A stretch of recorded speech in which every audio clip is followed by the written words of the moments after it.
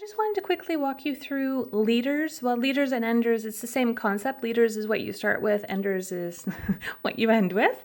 This is a great technique. I just want to quickly show you guys in case you're the hole, let me see if I can get this. It's a little tricky to see on mine, but the hole right where my needle is quite small on my Juki.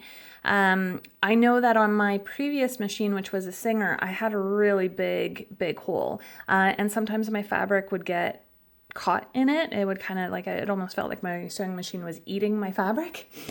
So what you can do is if you have a plate that has larger holes in it, you can try starting with a leader. This might help you kind of catch and get your system, your sewing machine kind of ready and in the process of already stitching.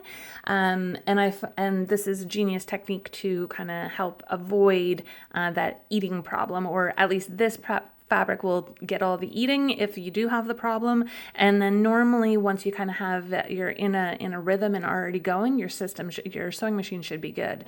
So all it entails is just stitching regularly. So as I said, I don't have that problem with my Juki of it eating my fabric, but I just wanted to show you guys all it entails is just putting your leader in first, stitching just like that, and then coming back and following up with your pieces that you'll be doing that are a little bit smaller or that you're concerned might be eaten by your machine. So at this point you can just continue, and now it's the same process as if you were just regularly chain piecing your blocks.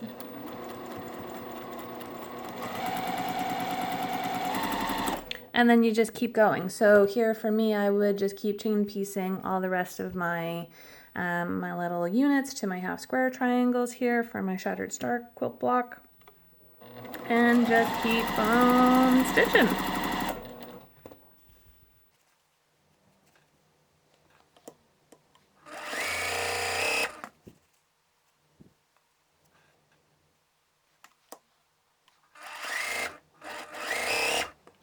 At this point, you can flip it up and come back and snip that piece apart, and then come back and you can reuse. I mean, the point of a leader and ender is you can actually use regular blocks that you'll use in another project, or you can just use it as a scrap piece. So here I'm going to show you using it as a scrap piece.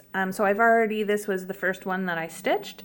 I'm just going to use it again. So if you feel like you need to do this, or if you're working on a project, you can use your leaders and enders to help set you up for your stitching, so that it doesn't eat your fabric. But then you can also use them as for an actual project. So it could be a scrappy project, it could be any project.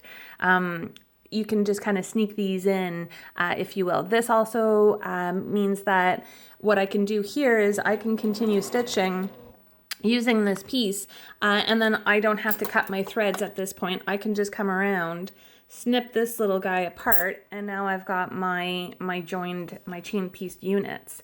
And then from here, I can leave this guy here, move on to the next step, and then come back and then still have him ready to go, and then feed more of these guys through. So and that's all there is to leaders and enders. It's a great technique, and it's a great technique if you're looking to have, as I said, a scrappy project or something that you're not looking to work on very focused, but it's something that you want to kind of make progress along the way while you're working on another quilt. So I hope that helps. If you have any questions, leave them in the comment box down below.